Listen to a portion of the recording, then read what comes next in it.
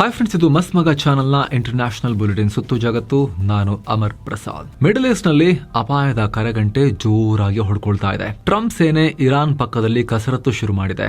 Iran ಮುಂದೆ ಬಂದ್ರೆ ನೋಡಿ ಚೆನ್ನಾಗಿರಲ್ಲ ಅಂತ ಬೆದರಿಕೆ ಒಡ್ಡೋದನ್ನ ಕಂಟಿನ್ಯೂ ಕೂಡ ಮಾಡಿದೆ. ಈ ನಡುವೆ ಭಾರತದ ಪಕ್ಕದಲ್ಲಿ ಬಾಂಗ್ಲಾ ಮತ್ತು ಚೀನಾ ಕೈ ಮಿಲಾಯಿಸಿ ದೊಡ್ಡ ಡೀಲ್ ಮಾಡ್ಕೊಂಡಿದ್ದಾರೆ. ಅತ್ತ ರಷ್ಯಾ ಯುಕ್ರೇನ್ ನಲ್ಲಿ ಪುನಃ ಭೀಕರ ದಾಳಿ ಮಾಡಿದೆ. ಇನ್ನೊಂದ್ ಕಡೆ ತಾಲಿಬಾನಿಗಳು, ಅಫ್ಘಾನಿಸ್ತಾನ ತಾಲಿಬಾನಿಗಳು ಕರಾಳ ಕಾನೂನು ತಂದು ಜಗತ್ತನ್ನ ದಿಗ್ಭ್ರಮೆಗೊಳಿಸಿದ್ದಾರೆ. ಏನ್ ಮಾಡಿದ್ದಾರೆ ಹಾಗಾದ್ರೆ ಈ ಸಲ ಹೊಸದಾಗಿ ತಾಲಿಬಾನಿಗಳು? ದಿಗ್ಭ್ರಮೆಗೊಳಿಸೋದೆಲ್ಲ ಮಾಡಿ ಆಗಿತ್ತಲ್ಲ, ಹೊಸದಾಗಿ ಏನ್ ಮಾಡಿದ್ದಾರೆ? ಇದೆಲ್ಲವನ್ನ ಒಂದೊಂದಾಗಿ ನಾವು ಇವತ್ತಿನ ಸುತ್ತು ಜಗತ್ತಲ್ಲಿ ನೋಡ್ತಾ ಹೋಗೋಣ ಸ್ನೇಹಿತರೆ. ಮೊದಲಿಗೆ ಮಿಡಲ್ ಈಸ್ಟ್ ನ ರಣಕಹಳೆ. ಅಮೆರಿಕ ಮತ್ತು ಇರಾನ್ ನಡುವಿನ ಉದ್ವಿಗ್ನತೆ ಅಪಾಯಕಾರಿ ಹಂತದಲ್ಲಿದೆ. ಭಾನುವಾರವಷ್ಟೇ ಅಮೆರಿಕದ ಘಾತಕ ನೌಕಾಶಕ್ತಿ USS Abraham Lincoln aircraft carrier strike group ಸಾಗಿ ಬಂದು ಇರಾನ್ ಹತ್ತಿರಕ್ಕೆ ನಿಂತಾಗಿದೆ. ಇದರ ಬೆನ್ನಲ್ಲೇ ಅಮೆರಿಕದ ಮತ್ತೊಂದು ದೊಡ್ಡ ನೌಕಾಶಕ್ತಿ ಇರಾನ್ ಕಡೆಗೆ ಸಾಗಿ ಬರ್ತಾ ಇದೆ ಅಂತ ಅಮೆರಿಕ ಅಧ್ಯಕ್ಷ ಡೊನಾಲ್ಡ್ ಟ್ರಂಪ್ ಹೇಳಿದ್ದಾರೆ. ಅಮೆರಿಕದ ಮತ್ತೊಂದು ಬ್ಯೂಟಿಫುಲ್ ಸುಂದರವಾದ ನೇವಲ್ ಫ್ಲೀಟ್ ಈಗ ಇರಾನ್ ಕಡೆಗೆ ಸಾಗ್ತಾ ಇದೆ. ಸೊ ಮುಂದೇನಾಗುತ್ತೆ ಅಂತ ನೀವೇ ನೋಡಿ. ಅವರು ನಮ್ ಜೊತೆಗೆ ಡೀಲ್ ಮಾಡ್ಕೊಂಡ್ರೆ ತುಂಬಾ ಒಳ್ಳೆಯದು. ಅವರು ಡೀಲ್ ಮಾಡ್ಕೊಳ್ತಾರೆ ಅಂತ ನಾನು ನಂಬಿದ್ದೀನಿ. ಐ ಹೋಪ್ ಅಂತ ಹೇಳಿಕೆ ಕೊಟ್ಟಿದ್ದಾರೆ. ಸದ್ಯ ಟ್ರಂಪ್ ಇಲ್ಲಿ ಏನ್ ಸಾಗಿ ಬರ್ತಾ ಇದೆ ಅಂತ ಎಕ್ಸಾಕ್ಟ್ ಆಗಿ ಹೇಳಿಲ್ಲ. ಈಗ ಆಲ್ರೆಡಿ ಬಂದು ನಿಂತಿರೋ USS ಅಬ್ರಹಾಂ ಲಿಂಕನ್ ಬಗ್ಗೆ ಮಾತನಾಡ್ತಿದಾರಾ ಅಥವಾ ಹೊಸದಾಗಿ ಮತ್ತೊಂದು ಯುದ್ಧ ನೌಕೆಗಳ ಗುಂಪನ್ನ ಕಳಿಸ್ತಾ ಇದ್ದಾರಾ ಇನ್ನಷ್ಟೇ ಕ್ಲಿಯರ್ ಆಗಬೇಕು. ಆದ್ರೆ USS ಅಬ್ರಹಾಂ ಲಿಂಕನ್ ಆಲ್ರೆಡಿ ಬಂದು ನಿಂತಾಗಿದೆ. ಜೊತೆಗೆ ಟ್ರಂಪ್ ಮತ್ತೊಂದು ನೇವಲ್ ಫ್ಲೀಟ್ ಅಂತ ಬೇರೆ ಹೇಳಿದ್ದಾರೆ. ಮತ್ತೊಂದು ಕಡೆ ಟ್ರಂಪ್ ಬೆದರಿಗೆ ಇಷ್ಟಕ್ಕೆ ನಿಂತಿಲ್ಲ. ಮಿಡಲ್ ಈಸ್ಟ್ ನಲ್ಲಿ ದೊಡ್ಡ ಸಮರಾಭ್ಯಾಸ ನಡೆಸೋದಾಗಿ ಅಮೆರಿಕ ಅನೌನ್ಸ್ ಮಾಡಿದೆ.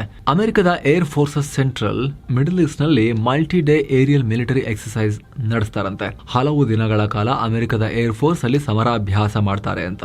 ಮಿಡಲ್ ಈಸ್ಟ್ ನಲ್ಲಿ ಸಂಘರ್ಷದ ಪರಿಸ್ಥಿತಿ ಎದುರಾದ್ರೆ ಅದನ್ನ ಹೇಗೆ ಫೇಸ್ ಮಾಡಬೇಕು ಅಂತ ತಯಾರಿ ಮಾಡ್ಕೊಳ್ತಾರಂತೆ. ಏರ್ ಕ್ರಾಫ್ಟ್ ಮತ್ತು ಸೈನಿಕರನ್ನ ಕ್ವಿಕ್ ಆಗಿ ಬೇರೆ ಲೊಕೇಶನ್ ಗಳಿಗೆ ಹೇಗೆ ಮೂವ್ ಮಾಡಬೇಕು, ಒಂದೇ ಬೇಸ್ ನಲ್ಲಿ ಎಲ್ಲ ಸೈನಿಕರನ್ನ ನಿಯೋಜಿಸುವ ಬದಲು ಅವರನ್ನ ಬೇರೆ ಬೇರೆ ಕಡೆಗೆ ಸ್ಪ್ರೆಡ್ ಮಾಡೋದು, ಪುಟ್ಟದಾದ ತಾತ್ಕಾಲಿಕ ಏರ್ ಬೇಸ್ ಗಳಿಂದ ಕಡಿಮೆ ಉಪಕರಣಗಳನ್ನ ಬಳಸಿಕೊಂಡು ಆಪರೇಟ್ ಮಾಡೋದು, ಒತ್ತಡದಲ್ಲೂ ಫೈಟರ್ ಜೆಟ್ ಗಳ ಹಾರಾಟವನ್ನ ಮುಂದುವರಿಸೋದು, ಮಿತ್ರ ರಾಷ್ಟ್ರಗಳ ಸೇನೆಯೊಂದಿಗೆ ಹೇಗೆ ಸ್ಮೂತ್ ಆಗಿ ಕೆಲಸ ಮಾಡಬೇಕು ಅನ್ನೋದನ್ನ ಇದೆಲ್ಲವನ್ನ ಸಮರಾಭ್ಯಾಸದಲ್ಲಿ ಪ್ರಾಕ್ಟೀಸ್ ಮಾಡಲಾಗುತ್ತೆ. ಆಯಾ ಮಿಡಲ್ ಈಸ್ಟ್ ರಾಷ್ಟ್ರಗಳ ಪರ್ಮಿಷನ್ ಪಡೆದು ಸಿವಿಲ್ ಏವಿಯೇಷನ್ ಅಧಿಕಾರಿಗಳಿಗೆ ವಿಷಯವನ್ನ ಮುಟ್ಟಿಸಿ ಅಮೆರಿಕ ಇದನ್ನ ಕೈಗೊಂಡಿದೆ.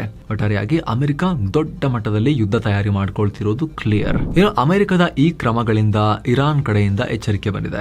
USS Abraham Lincoln carrier strike group ನಿಯೋಜನೆಗೊಂಡಿರುವುದನ್ನ ಇರಾನ್ ವಿದೇಶಾಂಗ ಸಚಿವಾಲಯದ ವಕ್ತಾರ ನಾಜರ್ ಕನಾನಿ ತೀವ್ರವಾಗಿ ಖಂಡಿಸಿದ್ದಾರೆ. ಅಮೆರಿಕದ ಏರ್ಕ್ರಾಫ್ಟ್ ಕ್ಯಾರಿಯರ್ ನಮ್ಮ ಪ್ರದೇಶಕ್ಕೆ ಬಂದಿರೋದು ಯಾವುದೇ ರೀತಿಯ ಭದ್ರತೆ ಅಥವಾ ಸ್ಥಿರತೆಯನ್ನ ತರಲ್ಲ. ಪ್ರಾದೇಶಿಕವಾಗಿ ಅಸ್ಥಿರತೆ ಉಂಟಾಗುತ್ತೆ. ಮಿಸ್ಕ್ಯಾಲ್ಕುಲೇಷನ್ ನ ಅಪಾಯವಿದೆ.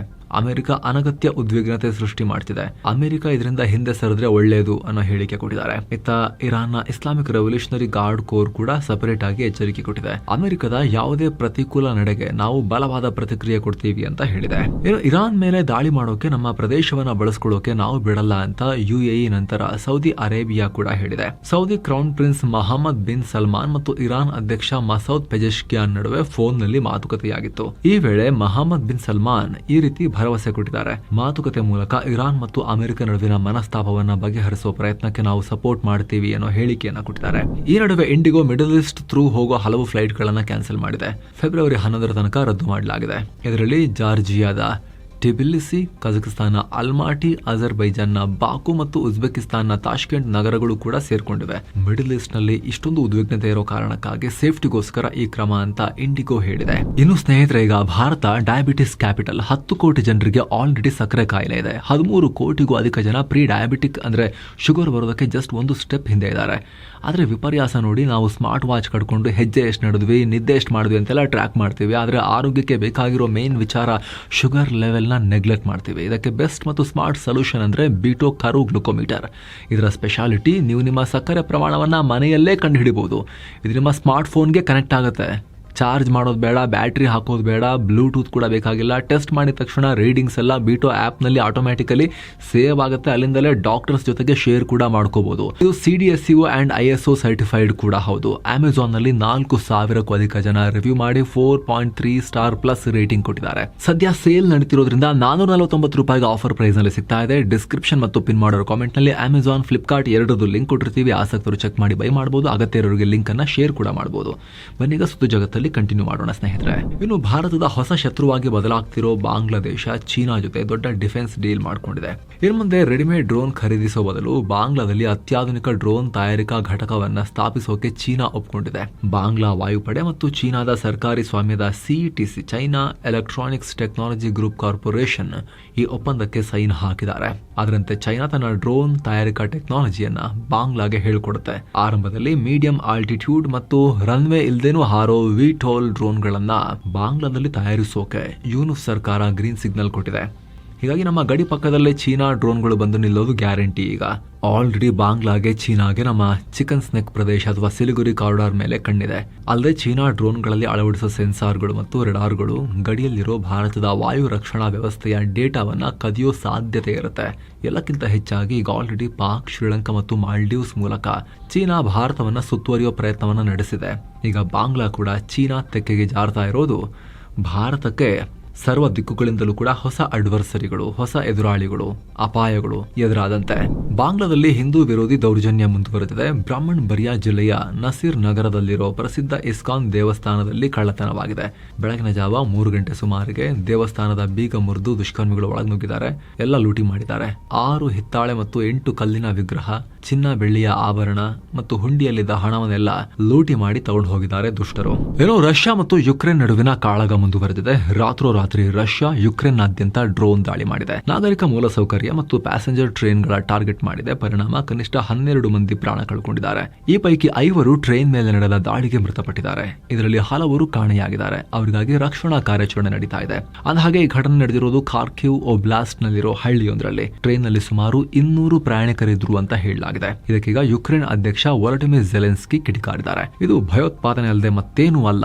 ಯಾವುದೇ ರಾಷ್ಟ್ರವಾಗಲಿ ಪ್ಯಾಸೆಂಜರ್ ಟ್ರೈನ್ ಮೇಲೆ ಡ್ರೋನ್ ದಾಳಿ ಆದ್ರೆ ಅದನ್ನ ಕಂಪ್ಲೀಟ್ ಆಗಿ ಭಯೋತ್ಪಾದನೆ ಅಂತಲೇ ಪರಿಗಣಿಸುತ್ತೆ. ಯಾವುದೇ ಸೇನಾ ಉದ್ದೇಶ ಇರೋಕೆ ಸಾಧ್ಯ ಇಲ್ಲ ಅಂತ ಹೇಳಿದ್ದಾರೆ. 2022 ಫೆಬ್ರವರಿಯಿಂದ ನಡೀತಾ ಇರೋ ರಷ್ಯಾ ಯುಕ್ರೇನ್ ಸಂಘರ್ಷದ ಕುರಿತು ಮತ್ತಷ್ಟು ಆಘಾತಕಾರಿ ಮಾಹಿತಿ. ಇದುವರೆಗೆ 18 ಲಕ್ಷ ಸೈನಿಕರ ಕ್ಯಾಶುಯಾಲಿಟಿ ಆಗಿದೆ. ಅಂದ್ರೆ ಮೃತಪಟ್ಟವರು, ಗಾಯಗೊಂಡರು ಮತ್ತು ನಾಪತ್ತೆಯಾದವರು ಸೇರಿ 18 ಲಕ್ಷ. ಯುಕ್ರೇನ್ ಮತ್ತು ರಷ್ಯಾ 2 ಕಡೆ ಹೆವಿ ಲಾಸಸ್ ಆಗಿದೆ. ಈ ಸಂಖ್ಯೆ 2026 ವೇಳೆಗೆ 20 ಲಕ್ಷಕ್ಕೆ ತಲುಪಬಹುದು ಅಂತ ಅಮೆರಿಕದ ಥಿಂಕ್ ಟ್ಯಾಂಕ್ ಹೇಳಿದೆ. ಈ ನಂಬರ್ನ ಬ್ರೇಕ್ ಡೌನ್ ಮಾಡಿ ನೋಡಿದ್ರೆ ರಷ್ಯಾದಲ್ಲಿ 12 ಲಕ್ಷ ಕ್ಯಾಶುಯಾಲಿಟೀಸ್, ಅದರಲ್ಲಿ 3,25,000 ಸೈನಿಕರು ಪ್ರಾಣ ಕಳ್ಕೊಂಡಿದ್ದಾರೆ. ಯುಕ್ರೇನ್ ನಲ್ಲಿ 5 ರಿಂದ 6 ಲಕ್ಷ ಕ್ಯಾಶುಯಾಲಿಟೀಸ್, ಅದರಲ್ಲಿ 1 ರಿಂದ 1.4 ಲಕ್ಷ ಸೈನಿಕರು ಪ್ರಾಣ ಕಳ್ಕೊಂಡಿದ್ದಾರೆ ಅಂತ ಅಮೆರಿಕದ ಥಿಂಕ್ ಟ್ಯಾಂಕ್ ಹೇಳ್ತಿರೋದು ಇದು. ಸೊ ನಂಬರ್ಸ್ ನ ತೀವ್ರತೆ ಎಷ್ಟಿದೆ ಅಂತ ಹೇಳಿದ್ರೆ 2ನೇ ಮಹಾಯುದ್ಧ ನಂತರ ಇದೇ ಮೊದಲ ಬಾರಿಗೆ ಒಂದು ಯುದ್ಧದಲ್ಲಿ ಇಷ್ಟೊಂದು ಸಾವು ನೋವಾಗಿರೋದು ಅಂತ ಕೂಡ ಹೇಳಲಾಗ್ತಿದೆ. ಮತ್ತೊಂದು ಕಡೆ ಝೆಲೆನ್ಸ್ಕಿ ಯುರೋಪಿಯನ್ ಯೂನಿಯನ್ ಸೇರೋಕೆ ಟಾರ್ಗೆಟ್ ಸೆಟ್ ಮಾಡ್ಕೊಂಡಿದ್ದಾರೆ. ಯುಕ್ರೇನ್ ಅನ್ನ 2027 ಒಳಗಡೆ ಯುರೋಪಿಯನ್ ಯೂನಿಯನ್ ಸೇರೋದಾಗಿ ಘೋಷಿಸಿದ್ದಾರೆ. ಪೋಲೆಂಡ್ ಮತ್ತು ಲಿಥುವಾನಿಯಾ ಅಧ್ಯಕ್ಷರೊಂದಿಗೆ ನಡೆದ ಜಂಟಿ ಪತ್ರಿಕಾಗೋಷ್ಠಿ ವೇಳೆ ಝೆಲೆನ್ಸ್ಕಿ ಈ ರೀತಿ ಹೇಳಿಕೆ ಕೊಟ್ಟಿದ್ದಾರೆ. ಇದು ಯುಕ್ರೇನ್ಗೆ ಸೆಕ್ಯೂರಿಟಿ ಗ್ಯಾರಂಟಿ ಕೊಡೋಕೆ ಸಹಾಯ ಮಾಡುತ್ತೆ ಅಂತ ಹೇಳಿದ್ದಾರೆ. ಏನು ಅಫ್ಘಾನಿಸ್ತಾನದಲ್ಲಿ ತಾಲಿಬಾನ್ ಸರ್ಕಾರ ವಿಚಿತ್ರ ಮತ್ತು ಆಘಾತಕಾರಿ ಕಾನೂನನ್ನ ಜಾರಿ ತಂದಿದೆ, ಕ್ರಿಮಿನಲ್ ಪ್ರೊಸೀಜರ್ ಕೋಡ್. ಇಡೀ ಸಮಾಜವನ್ನ 4 ಶ್ರೇಣಿಗಳಾಗಿ ಡಿವೈಡ್ ಮಾಡೋಕೆ ನಿರ್ಧಾರ ಮಾಡಿದ್ದಾರೆ. ಅದರಲ್ಲಿ ಮೊದಲ ಸ್ಥಾನದಲ್ಲಿ ಮುಲ್ಲಾಗಳು ಅಥವಾ ಧಾರ್ಮಿಕ ಮುಖಂಡರು ಬರ್ತಾರೆ. ಅವರಿಗೆ ಲೀಗಲ್ ಶೀಲ್ಡ್ ಅಂದ್ರೆ ಕಾನೂನಿನ ಕವಚವನ್ನ ಕೊಟ್ಟಿದ್ದಾರೆ. ಇವ್ರ ವಿರುದ್ಧ ಯಾರು ಸುಲಭವಾಗಿ ದೂರ್ ಕೊಡೋಕು ಆಗಲ್ಲ, ಅವ್ರನ್ನ ಅರೆಸ್ಟ್ ಕೂಡ ಮಾಡಕ್ಕಾಗಲ್ಲ. ಏನೇ ಅಪರಾಧ ಮಾಡಿದ್ರು ಸುಮ್ನೆ ಬುದ್ಧಿವಾದ ಹೇಳಿ ಬಿಡ್ಲಾಗತ್ತೆ, ಶಿಕ್ಷೆ ಕೊಡಕ್ಕಾಗಲ್ಲ. 2ನೇ ಸ್ಥಾನದಲ್ಲಿ ಶ್ರೀಮಂತರು, ಸಮಾಜದ ಗಣ್ಯ ವ್ಯಕ್ತಿಗಳು, ಅಶ್ರಫ್ಗಳು. ಇವ್ರಿಗೂ ಕೂಡ ಏನೇ ತಪ್ಪು ಮಾಡಿದ್ರು ಕೇವಲ ಸಮನ್ಸ್ ನೀಡಿ ಎಚ್ಚರಿಕೆ ಕೊಡ್ಲಾಗತ್ತೆ. ಇನ್ನು 3ನೇ ಕ್ಲಾಸ್ ನಲ್ಲಿ ಮಧ್ಯಮ ವರ್ಗದ ಸಾಮಾನ್ಯ ಪ್ರಜೆಗಳು. ಇವ್ರು ತಪ್ಪು ಮಾಡಿದ್ರೆ ಜೈಲು ಶಿಕ್ಷೆ ಸಿಕ್ಕೇ ಸಿಗುತ್ತೆ. 4ನೇ ಸ್ಥಾನದಲ್ಲಿ ಬಡವರು, ಕೆಳವರ್ಗದವರನ್ನ ಇಡ್ಲಾಗಿದೆ. ಯಾರು ಮಾಡಿರೋದು? ಅಫ್ಘಾನಿಸ್ತಾನದ ತಾಲಿಬಾನ್ ಅವರು. 4ನೇ ಪ್ಲೇಸ್ ಅಂತೆ ಬಡವರು ಮತ್ತು ಕೆಳವರ್ಗ ಅಂತೆ. ಅವ್ರು ತಪ್ಪು ಮಾಡಿದ್ರೆ ಕಠಿಣ ಶಿಕ್ಷೆಯನ್ನ ಕೊಡ್ತಾರಂತವರಿಗೆ, ಕ್ರೂರವಾಗಿ. ಮಹಿಳೆಯರ ಸ್ಥಿತಿ ಅಂತೂ ಕೇಳೋ ಹಾಗೇನೆ ಇಲ್ಲ. ಯಾಕಂದ್ರೆ ಗಂಭೀರ ಕೇಸ್ಗಳಲ್ಲಿ ಅವರ ಸಾಕ್ಷ್ಯವನ್ನ ಕೂಡ ಪರಿಗಣಿಸೋದಿಲ್ಲ ಅವ್ರು ಹೇಳಿದ್ದನ್ನ. ಉಳಿದ ಕಡೆ 2 ಮಹಿಳೆಯರ ಸಾಕ್ಷಿ ಒಬ್ಬ ಪುರುಷನಿಗೆ ಸಮ ಅಂತ ಕನ್ಸಿಡರ್ ಮಾಡಲಾಗುತ್ತೆ. ಆರೋಪಿ ಪರ ವಾದ ಮಾಡೋಕೆ ವಕೀಲರಿಗೆ ಇಲ್ಲಿ ಅವಕಾಶನೇ ಇಲ್ಲ. ವಿಚಾರಣೆ ಇಲ್ದೇನೆ ಜನರನ್ನ ಜೈಲಿಗೆ ಹಾಕೋ ಪವರ್ ಅನ್ನ ಮುಲ್ಲಾಗಳಿಗೆ ಕೊಡಲಾಗಿದೆ. ತಾಲಿಬಾನ್ ಸುಪ್ರೀಂ ಲೀಡರ್ ಹೈಬತುಲ್ಲಾ ಅಖುಂಜಾದಾ ಈ ಕರಾಳ ಕಾನೂನಿಗೆ ಸೈನ್ ಕೂಡ ಮಾಡಿಬಿಟ್ಟಿದ್ದಾರೆ. ಈಗ ಮತ್ತೊಂದು ಕಡೆ ಡ್ರ್ಯಾಗನ್ ಚೈನಾ ಬ್ರಿಟನ್ನ ಟಾಪ್ ಲೀಡರ್ ಗಳ ಫೋನ್ ಅನ್ನ ಹ್ಯಾಕ್ ಮಾಡಿದೆ ಅನ್ನೋ ಆರೋಪ, ಸ್ಫೋಟಕ ಮಾಹಿತಿ ಹೊರಬಿದ್ದಿದೆ. ಸಾಲ್ಟ್ ಟೈಫೂನ್ ಅನ್ನೋ ಚೀನಾದ ಸರ್ಕಾರಿ ಪ್ರಾಯೋಜಿತ ಹ್ಯಾಕರ್ಸ್ ಗ್ಯಾಂಗ್ ಈ ಕೃತ್ಯ ಮಾಡಿದೆ ಅಂತ.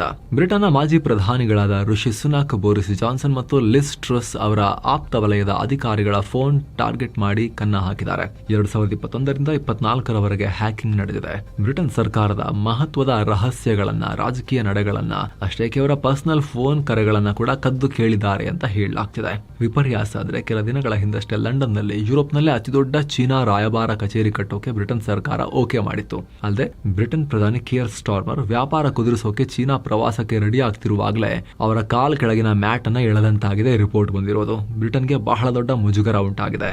ಇನ್ನು ಪಾಕ್ ಜೈಲಿನಲ್ಲಿ ಕೊಳಿತಾ ಇದ್ದಾರೆ ಇಮ್ರಾನ್ ಖಾನ್. ಮುನೀರ್ ಹಾಕೊಂಡು ಅವ್ರನ್ನ ಕೊಳಿಸ್ತಾ ಇದ್ದಾನೆ. ಮಾಜಿ ಪ್ರಧಾನಿಯನ್ನ ಮಾಜಿ ಮಾಡಿದ್ದು ಕೂಡ ಮುನೀರನೇ ಅಧಿಕಾರದಿಂದ ಕೆಳಗೆ ಬೀಳಂಗ್ ಮಾಡಿರೋದು. ಇಂಥ ಇಮ್ರಾನ್ ಖಾನ್ಗೀಗ ಕುರುಡಾಗೋ ಭೀತಿ, ಕಣ್ಣು ಕಳ್ಕೊಳ್ಳೋ ಭೀತಿ ಎದುರಾಗಿದೆ. ಬಾಲಗಣ್ಣಿನ ನರಗಳಲ್ಲಿ ಬ್ಲಾಕೇಜ್ ಉಂಟಾಗಿದೆ. ಇದಕ್ಕೆ ತಕ್ಷಣ ಆಪರೇಷನ್ ಥಿಯೇಟರ್ ಇರೋ ಸ್ಪೆಷಲ್ ಆಸ್ಪತ್ರೆಯಲ್ಲಿ ಚಿಕಿತ್ಸೆ ಕೊಡಬೇಕು. ಆದರೆ ಜೈಲಿನವರು ಆಸ್ಪತ್ರೆಯಲ್ಲೇ ಟ್ರೀಟ್ಮೆಂಟ್ ಕೊಡ್ತೀವಿ ಅಂತ ಹಠ ಹಿಡಿದಿದ್ದಾರೆ. ಅರ್ಜೆಂಟ್ ಆಗಿ ಟ್ರೀಟ್ಮೆಂಟ್ ಸಿಗದೆ ಹೋದ್ರೆ ಖಾನ್ ಅವರ ಕಣ್ಣುಗಳು ಶಾಶ್ವತವಾಗಿ ಡ್ಯಾಮೇಜ್ ಆಗ್ತವೆ ಅಂತ ಅವರ ವೈದ್ಯರು ಹೇಳಿದ್ದಾರೆ. ನಿಕೋಲಸ್ ಮಡುರೋರನ್ನ ಹೊತ್ಕೊಂಡು ಬಂದ್ಮೇಲೆ ಅಮೆರಿಕಾಗ ವೆನೆಜುವೆಲಾದಲ್ಲಿ ಡಿಪ್ಲೊಮ್ಯಾಟಿಕ್ ಗೇಮ್ ಶುರು ಮಾಡಿದೆ. ಬರೋಬ್ಬರಿ 6 ವರ್ಷಗಳ ನಂತರ ಅಮೆರಿಕ ಮತ್ತೆ ವೆನೆಜುವೆಲಾ ರಾಜಧಾನಿ ಕಾರಕಸ್ನಲ್ಲಿ ರಾಯಭಾರ ಕಚೇರಿಯನ್ನ ರಿಓಪನ್ ಮಾಡೋಕೆ ರೆಡಿಯಾಗಿದೆ. ಈ ಸಂಬಂಧ ಅಮೆರಿಕದ ವಿದೇಶಾಂಗ ಇಲಾಖೆ ಅಲ್ಲಿನ ಸಂಸತ್ಗೆ ಪತ್ರ ಬರೆದು ಮಾಹಿತಿ ಕೂಡ ಕೊಟ್ಟಿದೆ. ಮೊದಲು ಸಣ್ಣ ಟೀಮ್ ಹೋಗಿ ಕೆಲಸ ಮಾಡುತ್ತೆ. ಆನಂತರ ಹಂತ ಹಂತವಾಗಿ ಫುಲ್ ಆಪರೇಷನ್ಸ್ ಅನ್ನ ಶುರು ಮಾಡುತ್ತೆ. 2019ರಲ್ಲಿ ಚುನಾವಣೆಯಲ್ಲಿ ಮಡುರು ಅಕ್ರಮವಾಗಿ ಗೆದ್ದಿದ್ದಾರೆ ಅಂತ ಹೇಳಿ ಅಮೆರಿಕ ಆರೋಪ ಮಾಡಿತ್ತು. 2 ರಾಷ್ಟ್ರಗಳ ನಡುವೆ ಜಗಳ ಆಗಿ ಸಂಬಂಧ ಕಟ್ಟಾಗಿತ್ತು. ಇನ್ನು ಅಮೆರಿಕದ ಟೆಕ್ಸಸ್ನಲ್ಲಿ ಸರ್ಕಾರಿ ಆಫೀಸ್ಗಳು ಮತ್ತು ಸರ್ಕಾರಿ ಕಾಲೇಜುಗಳಲ್ಲಿ ವಿದೇಶಿಗರಿಗೆ ಕೆಲಸ ಕೊಡಲ್ಲ. ವಿದೇಶಗಳಿಂದ ಬರೋರ H1B ವೀಸಾ ಅರ್ಜಿಗಳನ್ನ ತಕ್ಷಣದಿಂದ ನಿಲ್ಲಿಸಲಾಗಿದೆ. ಇದು ಮುಂದಿನ ವರ್ಷದವರೆಗೂ ಕಂಟಿನ್ಯೂ ಆಗುತ್ತೆ ಅಂತ ಹೇಳಿ ಟೆಕ್ಸಸ್ ಗವರ್ನರ್ ಗ್ರೆಗ್ ಅಬಾಟ್ ಆದೇಶ ಹೊರಡಿಸಿದ್ದಾರೆ.